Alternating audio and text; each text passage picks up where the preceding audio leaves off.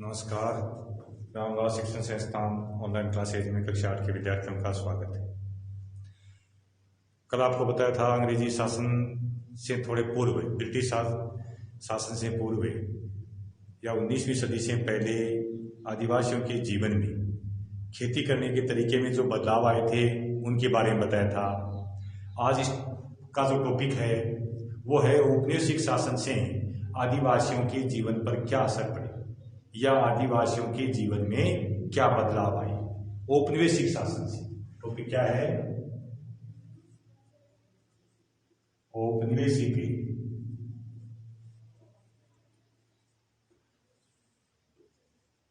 शासन से आदिवासियों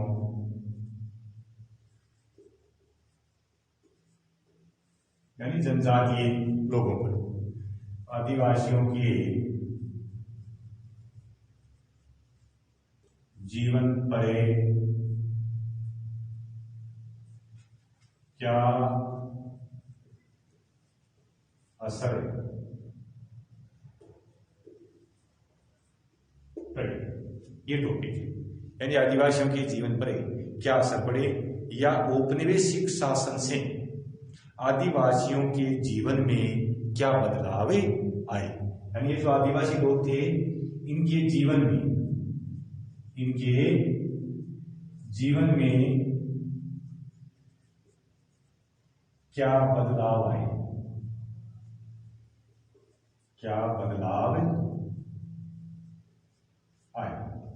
यानी घुमंतु लोग थे।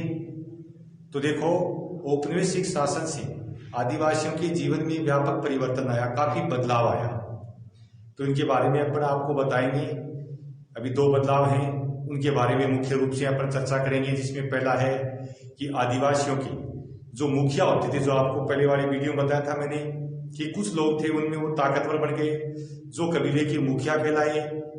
तो पहला प्रभाव तो ये पड़ा कि अंग्रेजी शासन से या औपनिवेशिक शासन के कारण आदिवासियों के मुखियाओं की ताकत में कमी आई।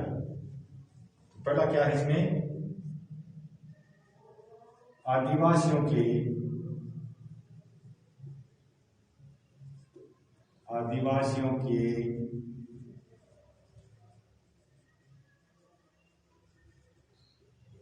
मुखियाओं की ताकत में कमी। यानी औपनिवेशिक शासन से पहले आदिवासियों का जो मुखिया होता था वो ही उनका सर्वे सर्वा होता था, समाज के लिए वो ही कानून बनाता था।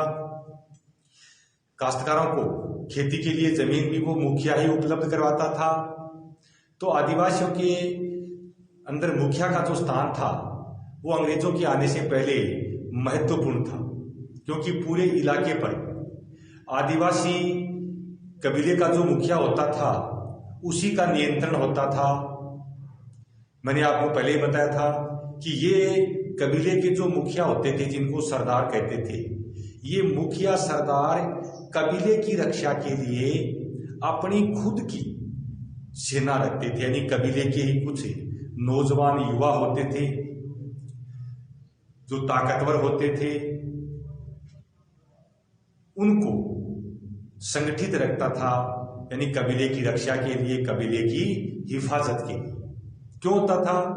क्योंकि कबीले होते थे, उनमें भी कभी कभी एक कबीले का दूसरे कबीले से मनमुटाव हो जाता था, लड़ाई झगड़े हो जाते किसी एरिया को लेकर के, जंगल को लेकर के या मवेशियों को लेकर के।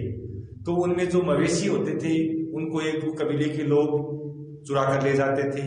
तो इससे कबीले की रक्षा के लिए या कबीले की रक्षा की जिम्मेदारी कबीले के सरदार की होती थी। वो ताकतवर होता था, खुद खेती नहीं करता, अपनी जमीन थी वो बटाई पर ही दे देता था। तो कबीले के लिए नियम भी वही बनाता था और वही नियम कबीले के सभी लोग ही मानते थे। तो अंग्रेजों के आने से एक तो ये हो गया कि जो कबीले का सरदार होता था उसके जो कानून होते थे वो स्थिर हो गए। अब कबीले का सरदार अंग्रेजों के कानून मानने के लिए बाध्य हो गया। तो इसका मतलब है कबीले के सरदार का जो काम करने का तरीका था, जो उसके अधिकार थे, वो बदल गए। काम करने के अधिकार थे बदल गए, यानी कबीले के सरदार की, कबीले के सरदार की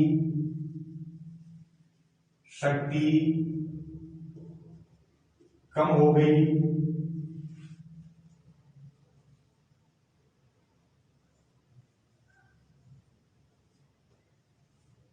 अधिकार जो कबीले पर अधिकार या उसका जो नियंत्रण होता था, नियंत्रण एक प्रकार से खत्म हो गया। उसकी सेना भी खत्म हो गई। अब वो कबीले का सरदार अंग्रेजों के बनाए हुए कानून मानने के लिए बाध्य हो गया। अब अंग्रेजों ने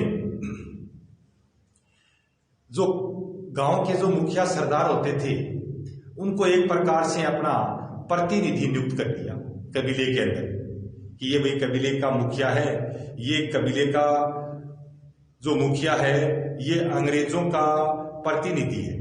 यानी अंग्रेजों को जो भी लगान वगैरह होती थी, वो लगान वगैरह ये सरदार ही उनको दे देता था। तो इसमें परिवर्तन क्या आया कि कबीले का जो सरदार होता था या मुखिया होता था, उनकी ताकत में कमी आ गई, उसका नियंत्रण समाप्त हो गया। क्योंकि औपनिवेशिक शासन से पहले कबीले पर कबीले के सरदार का नियंत्रण होता था, कबीले का सरदार ही सर्वे सर्वा होता था। कबीले की रक्षा के लिए सरदार के पास अपनी खुद की शक्ति होती थी, सेना होती थी। इसके अलावा वनों में किसको क्या करना है,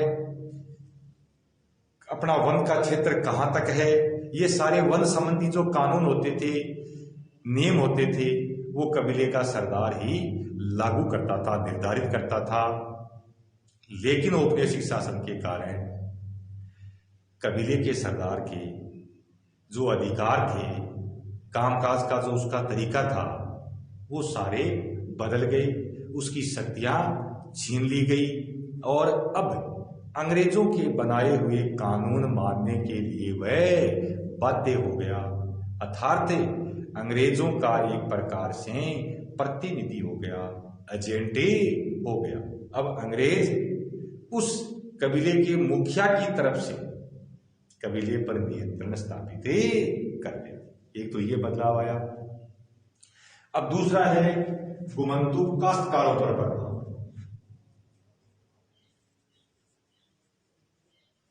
गुमंतु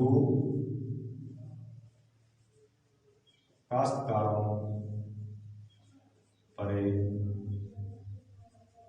प्रभाव, ये तो पूरे कबीले पर प्रभाव था। अब ये है काश्तकार, खेती करने वाले, जो गुमंतु किसान थे, जो झूम खेती जिसको अपन कहते हैं वो करते थे, उनके ऊपर भी प्रभाव पड़ा।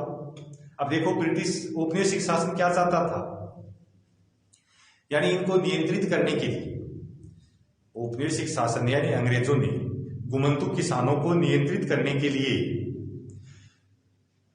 जमीन के लिए कुछ नियम बना दिए। क्योंकि वो आज यहां खेती कर रहे हैं, कल जाकर के दूसरी जगह खेती करेंगे, तो इस तरह खेती करने से अंग्रेजों को काफी नुकसान था। क्योंकि अंग्रेजों को इनसे कोई आमदनी नहीं थी, कोई आय नहीं थी। अब अंग्रेज चाहते थे कि इनसे भी हमें कोई आमदनी हो, आय हो, इनसे हमें लगान मिले, क्योंकि खेती ये करते हैं, लेकिन इनकी खेती स्थायी नहीं थी।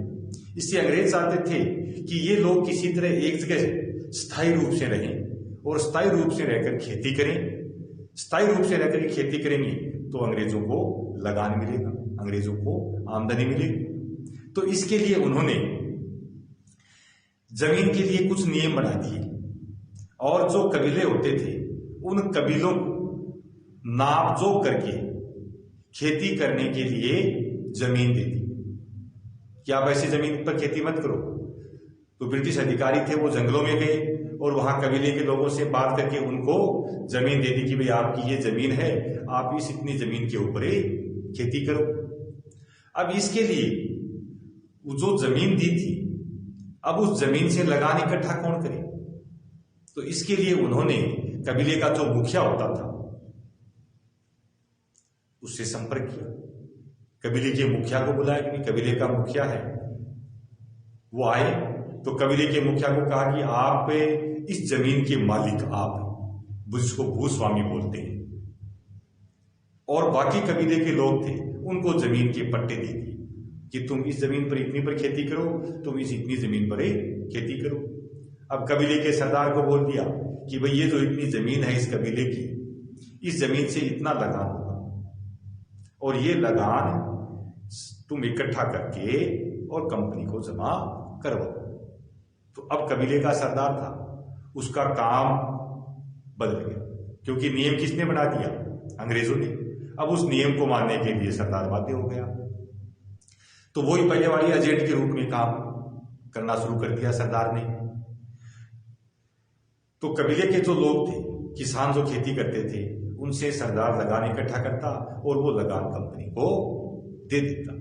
अब ये योजना थी अंग्रेजों की कि इससे जो घुमंतु किसान हैं, काश्तकार हैं, वो एक जगह रह करके खेती करें और कंपनी को आमदनी हो जाए। लेकिन देखो ये जो योजना थी ये सारे क्षेत्रों में सफल नहीं हुई। अंग्रेजों की ये योजना ज्यादा सफल नहीं हुई। क्यों नहीं हुई?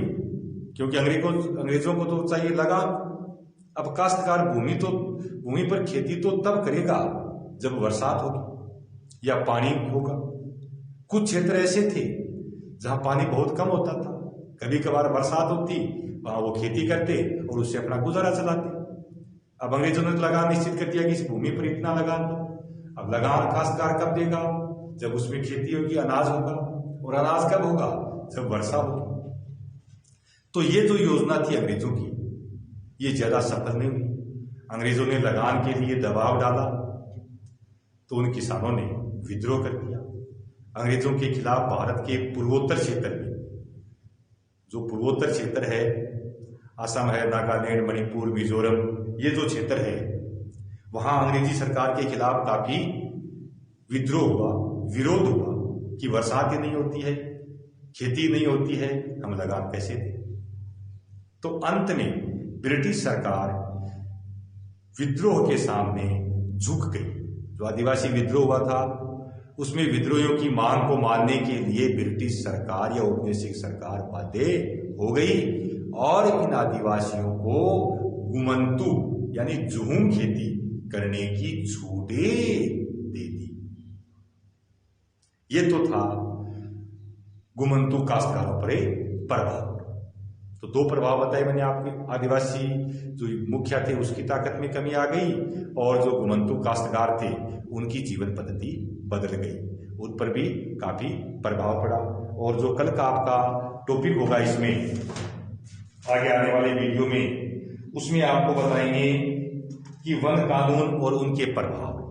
जो औपनिवेशिक शासन ने जो वनों के कानून बनाए थे उनका आदिवासियों के जीवन पर क्या प्रभाव पड़ा। धन्यवाद।